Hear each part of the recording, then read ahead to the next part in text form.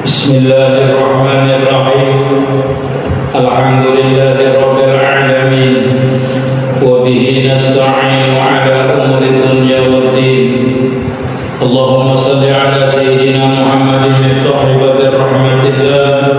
Adada ma fi 'ilmillahi salatan wa salaman daimaini bi dawami mulkillah.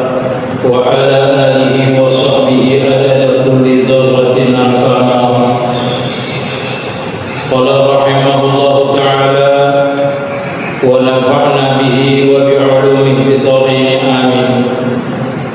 Kita wajib beriktikad bahwasanya segala kainat itu tidak dapat membekas, tak dapat yang tak ada yang memberi manfaat atau mudarat selain daripada Allah Ta'ala, seperti telah disebutkan.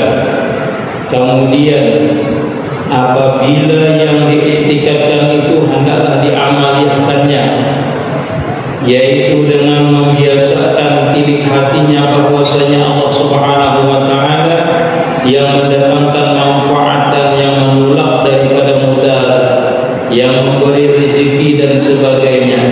Kalau tidak demikian, tentu hatinya itu selamanya tertutup dan gelap.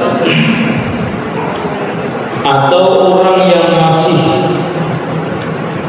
tinggi nafsunya, yang tidak baik, ia tidak dapat berjalan menuju kepada Allah Subhanahu wa Ta'ala karena ia masih beriktikad, berikut.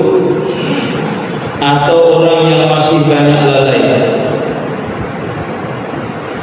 orang yang masih berikat, atau orang yang masih lalai daripada mengingat, lalai daripada perintahnya, dan tak dapat masuk ke hadrat Tuhan karena masih berjanabah.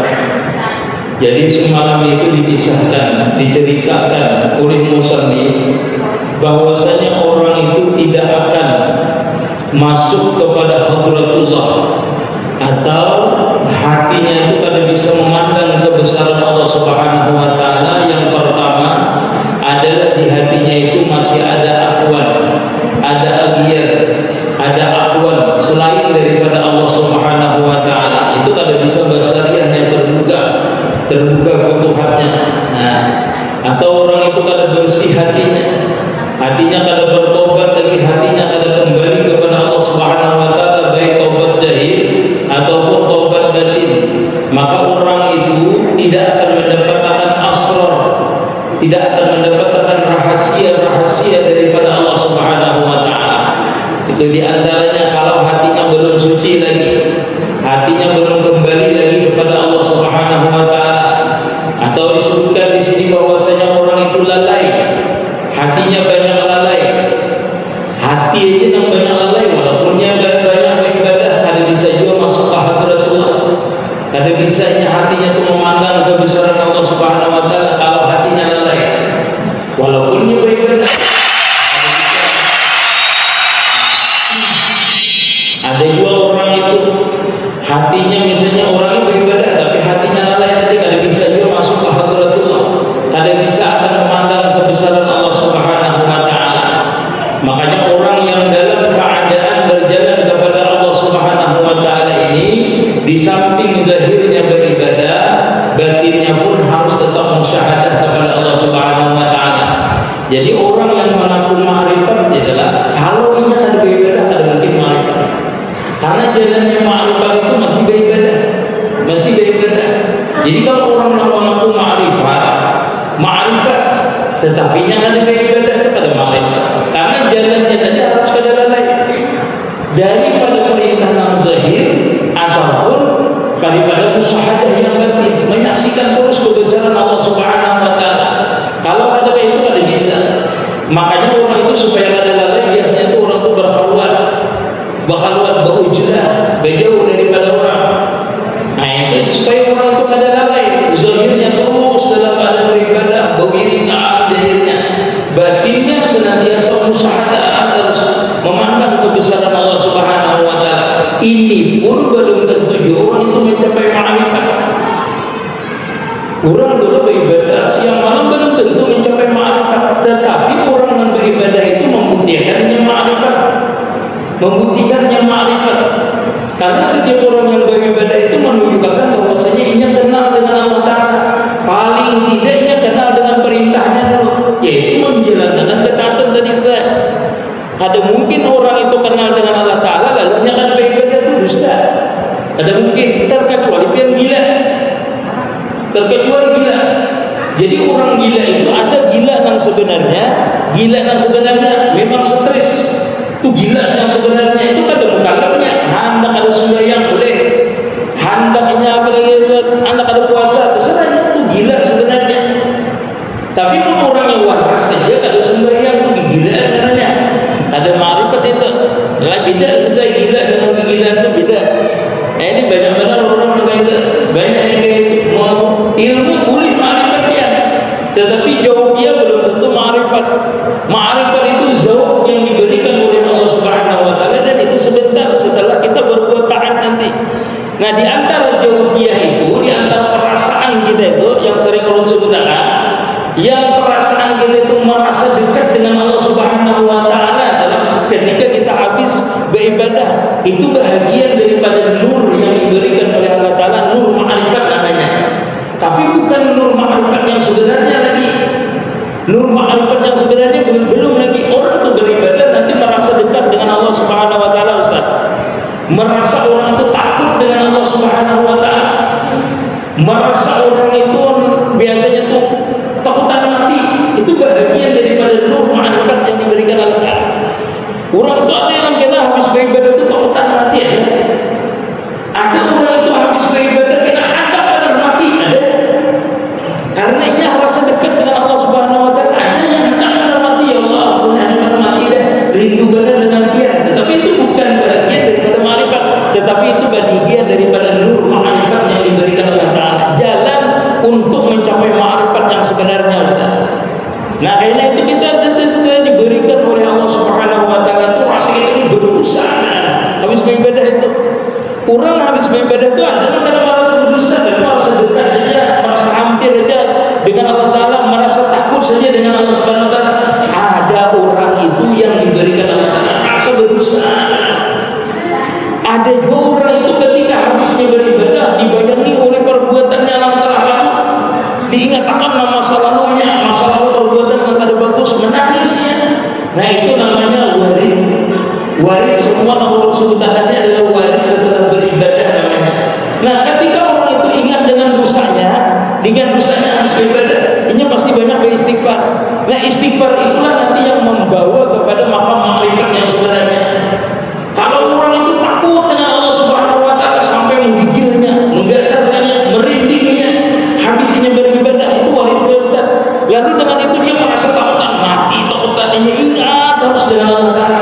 Nah, ingatnya itulah nanti yang membawa kepada ma'rifat yang sebenarnya, Ustaz. Itulah warid namanya. Jadi kalau dia beribadah itu mengalami semua yang orang sampaikan ini, mengalami kinerja. Kinerja itu merasa takutan dengan Allah Ta'ala. Ada juga nanti rasa asik. Ada orang yang rasa asik beribadah, membaca Quran. Rasa hendak membaca Quran seharian semalaman, Ustaz. Ada. Karena nurnya diberikan, asiknya membaca Al-Quran. Itu bagian keasikan, ditawari ini, tawari itu, ada maunya. Itu baru mencapai ma'rifat kita. Tapi bagian daripada nur ma'rifat, itulah namanya warid yang akan membawa dia kepada ma'rifat yang sebenarnya. Makanya orang berkharbat itu dia bisa sampai 2 hari, 3 hari kada keluar aja kada apa. Kenapa? Karena diberikan nur asik tadi dengan Allah Ta'ala. Ini rasa takut itu dia tak boleh bergaul. Rasa asik itu boleh bergaul dengan orang, asik dengan Allah Ta'ala aja ya. Nah, itu beda. Jadi orang itu akhirnya berdiam di kamar aja. Bila bergaul rasa asing akhirnya nanti. Nah, itu sudah mencapai makam namanya makam sahadahnya sudah naik kepada makam tajrid. Hendak suranan aja dengan Allah Subhanahu Wa Ta'ala. Nah, adalah memang yang Allah sampaikan ini kada ada di kitab, kecuali ben mengalami nanti. Yang Allah sampaikan ini kecuali ben mengalami. Jarang ditulis orang di kitab itu kada ada. Cuma seperti itu keadaannya. Nah, ketika seseorang tadi bisa meninggalkan ibadah, ketika apa? Ketika orang itu benar-benar jajab, Ustaz, kada ingat lagi dengan dirinya. Itulah ma'rifat yang sebenarnya kita.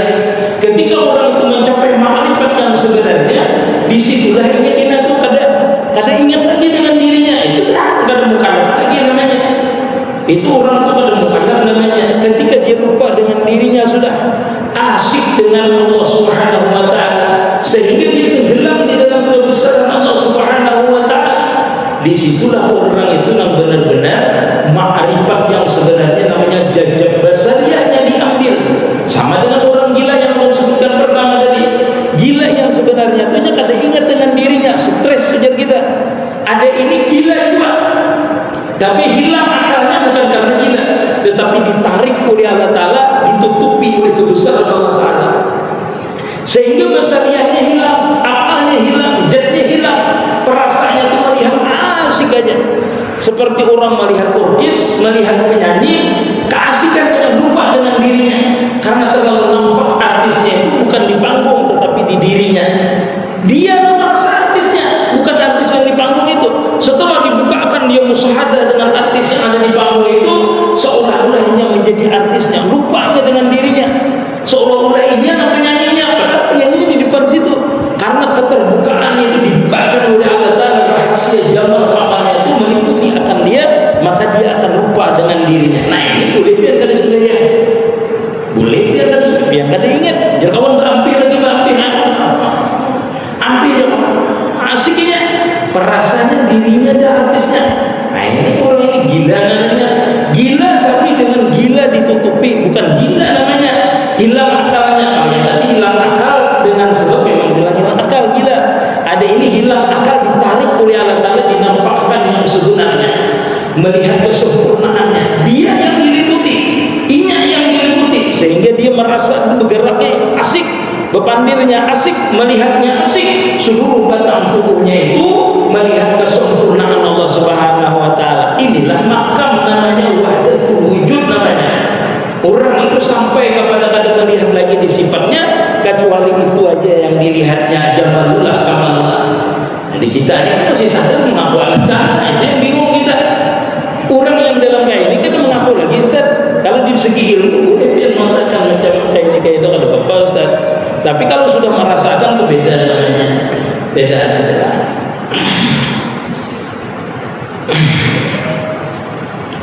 Nah, sudah sampai kepada itu, ujar sidin, dia tak dapat masuk ke hadirat Tuhan karena masih berjanabah. Ada bisa kita itu. Kalau ada masih busa kita besar, kita menutupi akan kita, yaitu akuan tadi itulah.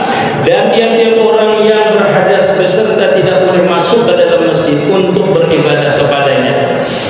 Atau orang yang belum bertobat kembali kepada Allah Subhanahu wa taala daripada segala dosa dan kesalahan, dia tidak dapat mengerti ilmu rahasia.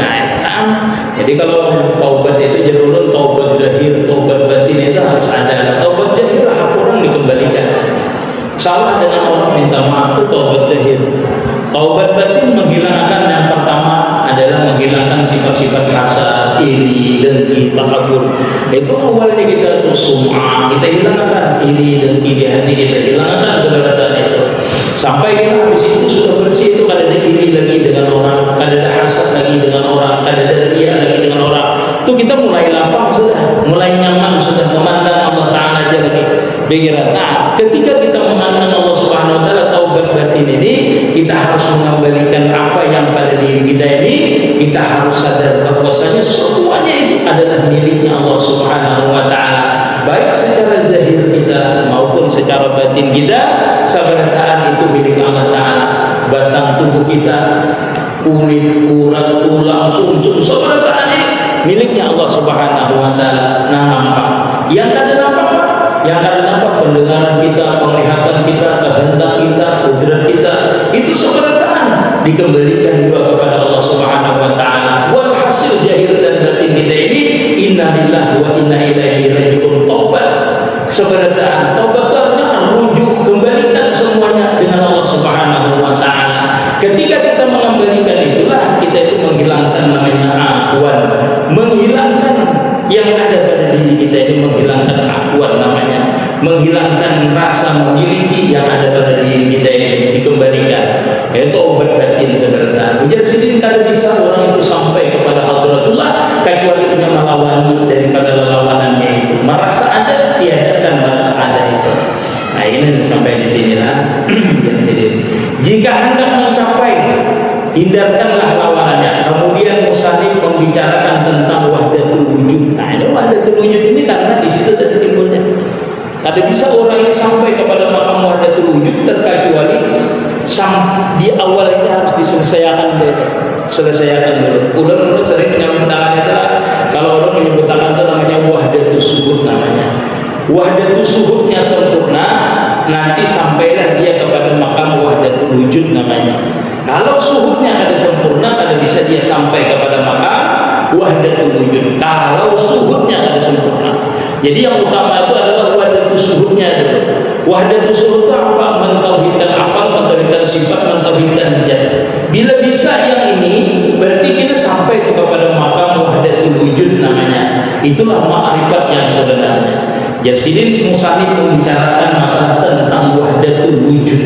Apa itu wahdatul wujud? Yaitu untuk menggemarkan bagi salikin. Jadi kita membicarakan wahdatul wujud ini adalah untuk supaya senang orang yang berjalan menuju Allah Subhanahu wa taala.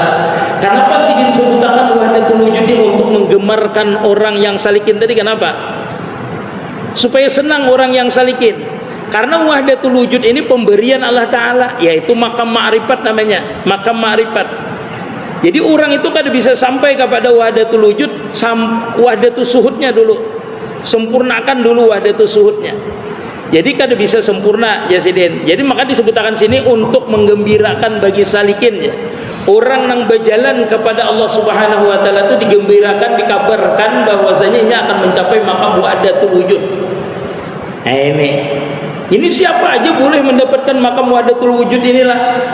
Orang yang beramaliyah, yang kada beramaliyah, boleh orang ini mencapai makam wahdatul wujud ini. Kenapa? Karena ini anugerah Allah Subhanahu wa taala. Anugerah Allah Subhanahu wa taala. Kalau orang itu memang dipandang oleh Allah Ta'ala, memang di dalam takdirnya memang orang ini mencapai ma'rifat walaupun dia ahli maksiat. Karena dengan maksiatnya itu nanti dia sadar. Jadi pian jangan menghina jerulun subhanallah, jangan menghina orang yang ahli maksiat. Siapa tahu dengan ahli maksiatnya tadinya sadar dengan maksiatnya itu menangis, bertaubat dengan Allah Ta'ala. Nah dengan kemaksiatannya itulah ia mencapai ma'rifat. Itulah. Tetapi bisa juga jerulun orang itu ahli ibadat kadang maunya mencapai ma'rifat. Kenapa? Karena orang yang ahli ibadat tadi merasa inya harap beribadah, merasa kuat beribadah, merasa paling alim, merasa paling beribadah. Itu kada bisa mencapai ma'rifat. Kenapa? Karena tadi di awal tadi disebutkan orang itu masih ada akwan selain daripada Allah Ta'ala di hatinya Ustaz. Siapa yang selain daripada Allah Ta'ala itu? Amaliyahnya dipandangnya, fadilat amaliyahnya dipandangnya, inya yang merasa beramaliyah dipandangnya. Itu yang menjadikan inya kadamu sampai kepada Allah Subhanahu wa Ta'ala. Jadi kita ini sama aja, yang orang ahli maksiat itu ada khaufnya dan rajanya. Takut dia dengan maksiatnya dan berharap dibukakan Allah Ta'ala pintu ma'rifatnya. Begitu juga dengan orang yang ahli ibadat, takut ibadatnya tidak diterima, mengharapkan ibadatnya itu diterima oleh Allah Subhanahu wa Ta'ala. Jadi kedudukan orang yang ahli maksiat, yang orang ahli taat itu sama kedudukannya, raja dan khauf. Ketika itu harus ada raja dan khaufnya, kada bisa. Nah, supaya ia mencapai ma'rifat ini. Orang yang ahli maksiat pastinya raja, mengharapkan ampunan daripada Allah Ta'ala. Takut kalau inya itu maksiat tenggelam terus di dalam kemaksiatannya, dimurkai oleh Allah Subhanahu wa Ta'ala. Orang yang taat sama. Orang yang taat itu raja supaya ibadahnya diterima oleh Allah Subhanahu wa Ta'ala. Takut ibadahnya tidak diterima. Sehingga di hatinya keduanya kadang merasa jumawa, merasa sombong bagi orang yang ahli taat. Kadang merasa harap orang yang maksiat, ada juga. Nah, sama di makam raja dan khaufnya sama seperti itu.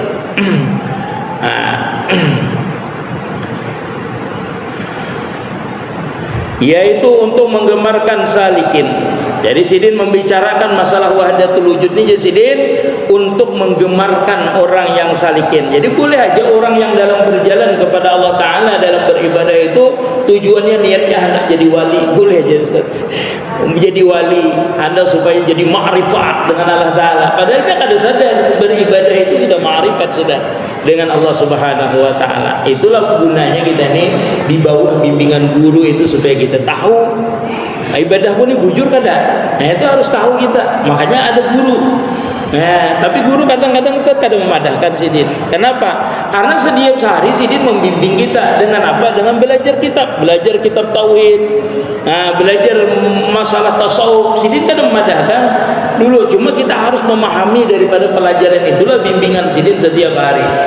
Nah, terkecuali kita itu bermurabi mursyid, sudah menjadi murid khusus, murid yang benar-benar dibimbing sidin, itu tatkala kita itu salah itu ditegur oleh beliau. Biasanya ditegur antara lewat mimpi ataupun dengan berhadapan ditegur oleh beliau kesalahan kita itu. Biasanya seperti itulah kalau kita sudah berguru murabi mursyid yang sebenarnya. Dan ini diperdapati dengan secara zauq ya Residen. Jadilah kita itu merasa wahdatul wujud itu bukan diucapkan kita. Ujar Residen dirasani dengan jauh. Nah, itu yang belum kisahkan awal tadi itu. Biar merasa artisnya itu jauh namanya. Bukan nama kita ini ada bisa. Zauqiyah. Perasaan itulah yang diberikan oleh Allah Subhanahu wa taala merasa diliputinya. Nah, jadi orang itulah sama dengan ulun ceritakan sering adalah orang tuh misalnya penggemar Ronaldo, cinta benar dengan Ronaldo. Segala perilaku Ronaldo itu dicontohnya atau Rhoma Irama, segala contoh daripada Rhoma Irama itu diturutinya. Tetapi ini bisa aja dalam mencontoh itu kadang merasakan dirinya Rhoma Irama, bisa.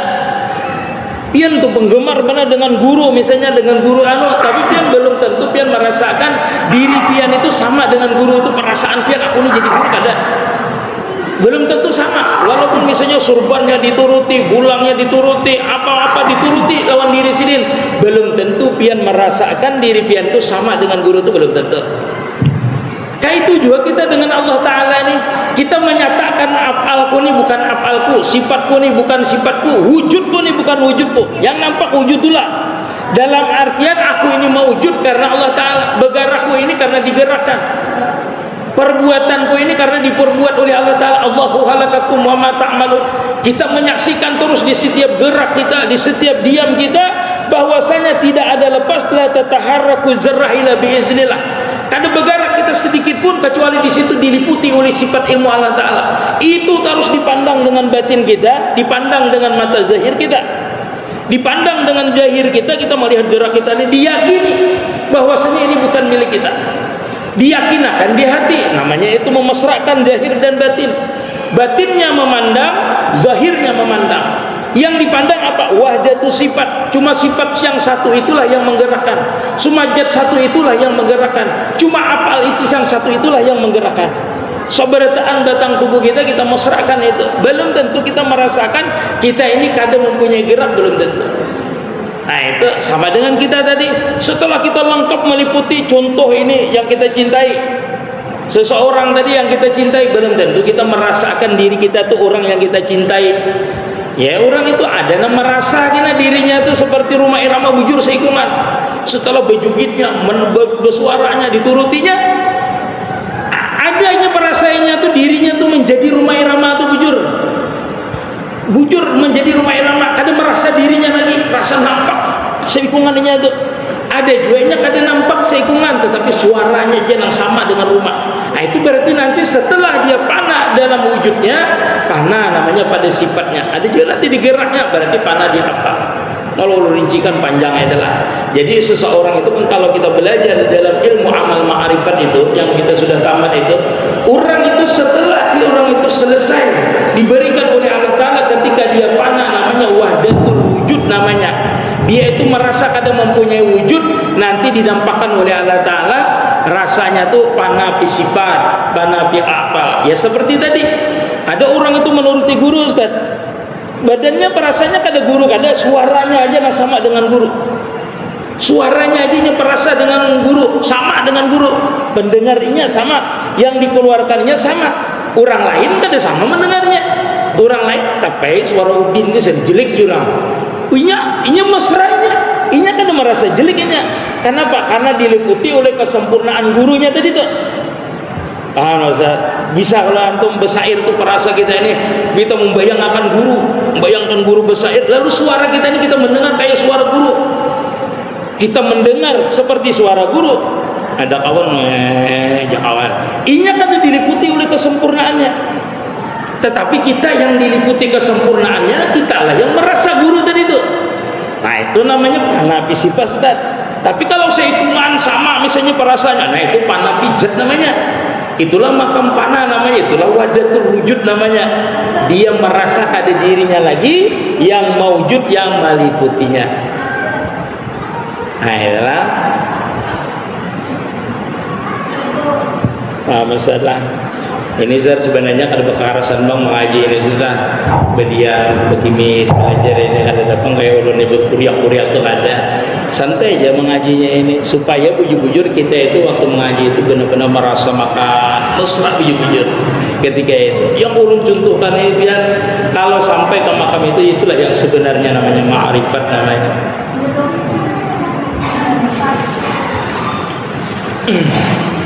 Nah awal wahdatul wujud itu seperti ini jadi sini. Perasaan hati, jauqiyah itu sini perasaan hati ya lah, sama di kitab yang ulun kisahkan nih. Jadi kita itu merasa wahdatul wujud itu di sini bukan kita mau ucapkan, tapi zauqiyah. Perasaan hati kita tadi, merasa rumah, merasa Ronaldo, ini apa yang kita suhud. Kalau Allah Ta'ala yang kita suhud, maka yang suhud itu timbul tadi amalnya, sifatnya, dan jatnya lah yang mewujud, yang meliputi kita, maksudnya kesempurnaan jat, kesempurnaan sifat. Ini kita salah perhatikan. Allah Ta'ala berarti kita guru lah. Ada kayak itu. Ada kayak itu. Malam nyadri, lam nyajuk. Bila orang kada merasa, kada tahu ini, jangan dipadahkan orang yang musyahadah Nur Muhammad. Aku ini Nur Muhammad sebijian. Iya, itu aja depan diri pian itu. Tapi yang merasakan lah diri pian itu tenggelam di Nur Muhammad. Sebertaannya apalah Allah Ta'ala waktu pian mengucap itu pian merasalah diri pian itu bujur-bujur pian yang kadang punya apal. Berarti pemandiran itu cuma sekedar pembicaraan saja, masih di makam syariat namanya, belum di makam hakikat pun belum. Cuma pembicaraannya hakikat, cuma belum masuk kepada makam hakikat yang sebenarnya. Ulun misalnya memandirakan misalnya sabarataan batang tubuh ulun ini zahir dan batin adalah Nur Muhammad ujar ulun. Atau seluruh batang tubuh ulun ini adalah apalnya Allah Ta'ala baik zahir batin. Apakah pemandiran ulun itu pemandiran masuk ke hakikat? Belum. Itu namanya baru pembicaraan hakikat namanya. Ketika ulun ini merasa makan benar-benar memusyahadahkan, menyaksikan dengan cara misalnya berzikir, dengan cara zikir sir, dengan cara zikir zahir, dengan zikir musyahadah, dengan zikir benar-benar zikir yang sebenarnya itu zikir, nah itu baru namanya masuk ke dalam hakikat namanya. Apakah orang yang masuk ke dalam hakikat ini mencapai ma'rifat seperti yang tadi katanya? Belum lagi. Jadi ilmu itu kalau dibicarakan walaupun ilmu hakikat masih hukumnya di syariat. Bila mengamalkan baru kita masuk kepada tarikat namanya. Mengamalkan ilmu itu tarikat, jalan untuk mencapai hakikat yang sebenarnya. Nah, orang yang berjalan di tarikat ini namanya salikin namanya.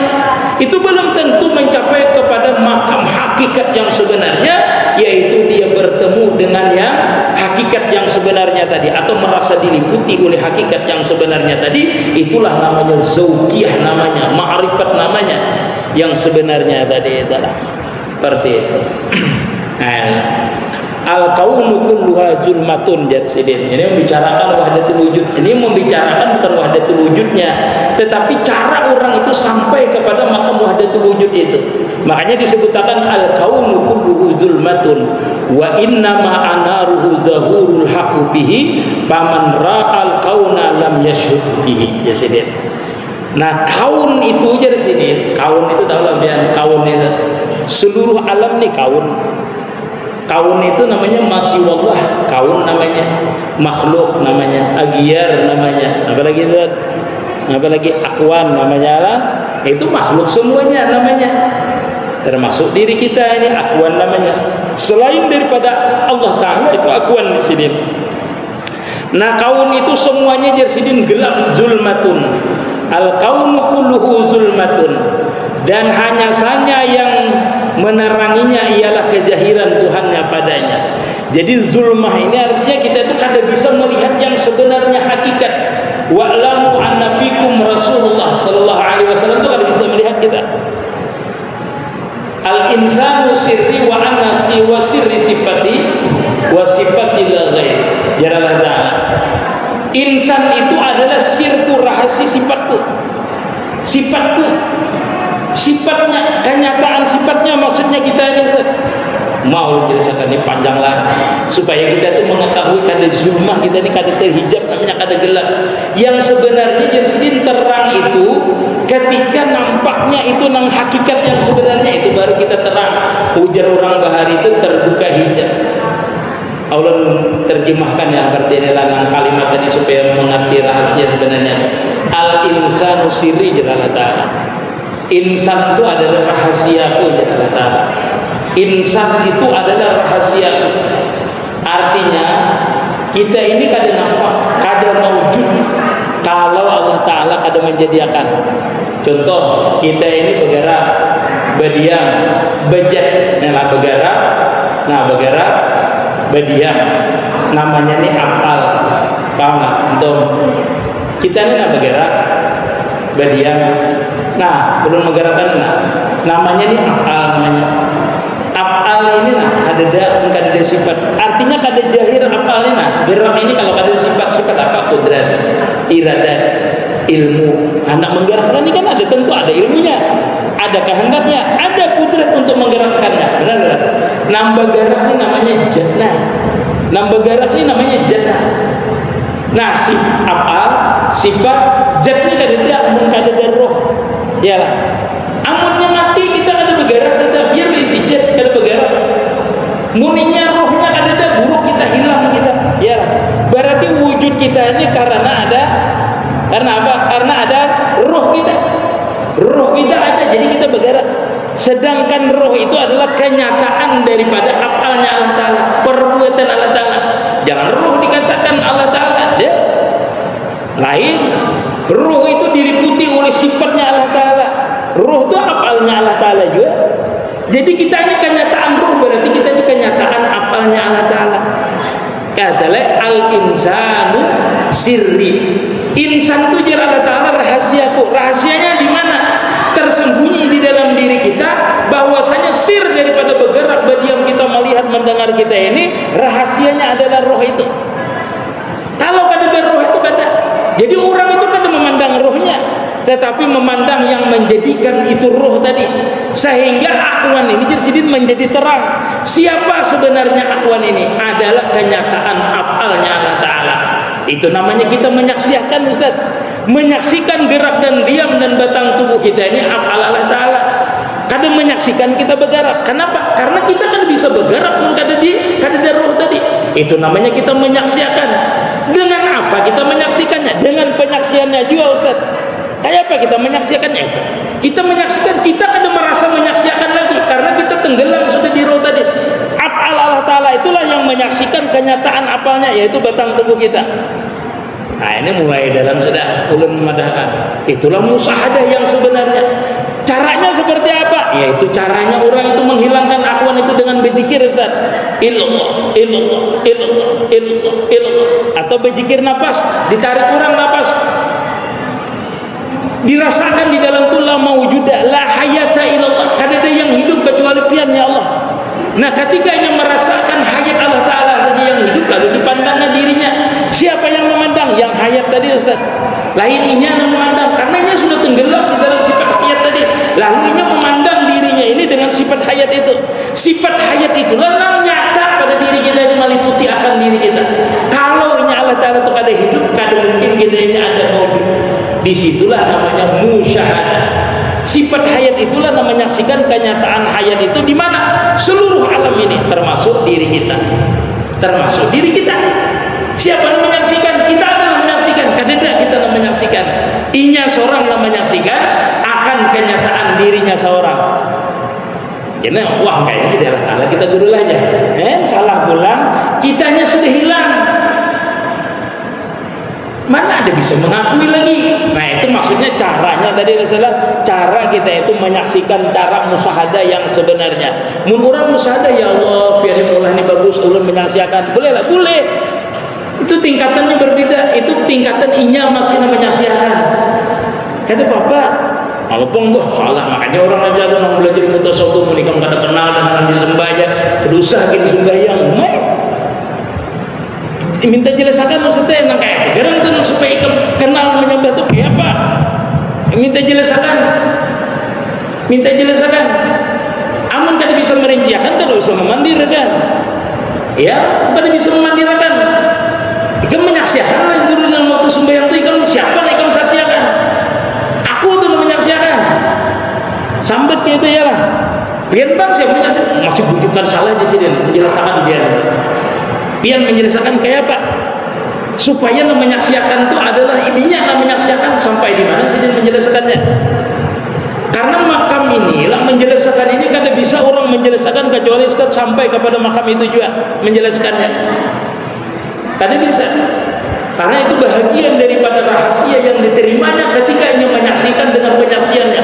Arab tu Rabbi bir Rabbi. Di makam Arab tu Rabbi bir Rabbi itulah orang itu mampu nanti menyaksikan kebesaran Allah Ta'ala dengan penyaksiannya, bukan penyaksiannya. Sehingga dia bisa menjelaskannya. Jadi orang itu kawa bekisah Pangkalambun, bekisah Banjar karena ini menyaksikan Banjar, Ustaz.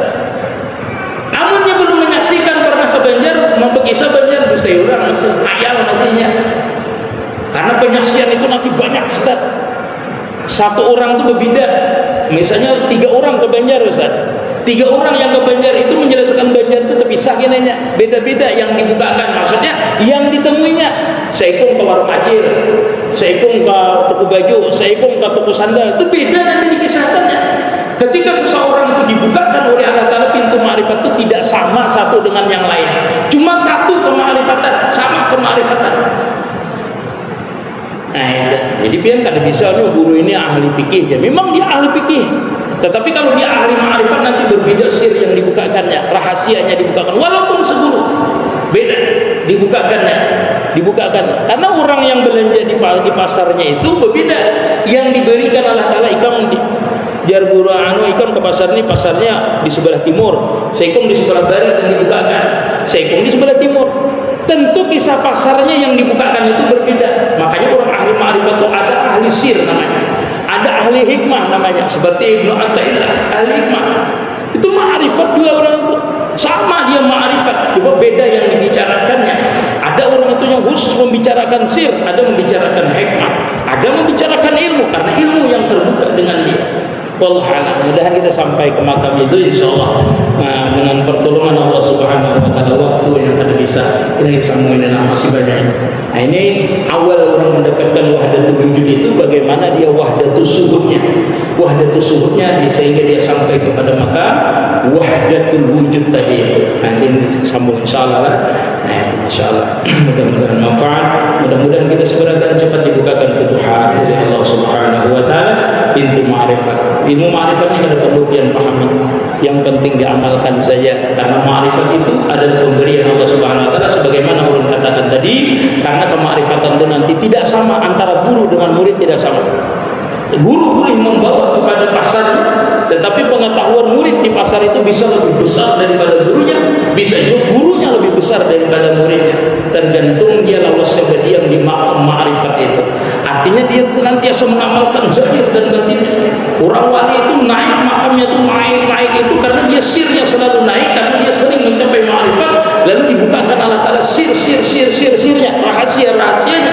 Semakin banyak dia menerima sir daripada Allah Ta'ala, maka semakin ma'rifatlah dia terhadap Allah Subhanahu wa ta'ala. Seperti itu. Siapa yang membawanya? Yang membimbingnya dari gurunya yang membawa. Gurunya tetap lebih hebat karena gurunya lebih awal daripada situ. Cuma kadang-kadang kita ini melajari orang pedagang, yang dilajari itulah lebih ahli daripada melajari pengelolaan. Kawan itu membawa ke pasar, yang dibawanya akhirnya lebih ahli daripada membawa bisa. Kalau orang ahli benar itu kan di mana belanja di anak tahu si Udin, anaknya wah marifat benar jadi dengan si Udinnya itu namanya gurunya ahli benar itu. Aku belanja di mana di toko Udin. Udin itu ada yang sana sebelah sana lagi jadi. Ada juga sana Udin sebelah sana jadi. Wah, ini berarti pintu ma'rifatnya terbuka. Manakala orang itu membicarakan ilmu ma'rifat, dia bisa menjelaskan sebelah sini, tergantung makam orang yang dijelaskannya. Seperti itu, kan? Jadi kada ma'rifatnya sudah habis dah ma'rifat, akhirnya putus dah ma'rifat itu kan berputusan dari buayan sampai pian meninggal itu kada ada habisnya ilmu Allah Ta'ala itu. seharian yang dibukakan, seumur hidup yang dibukakan, maka semakin tinggi makam kemarifatan kita dengan Allah Subhanahu wa taala. Amin ya rabbal alamin.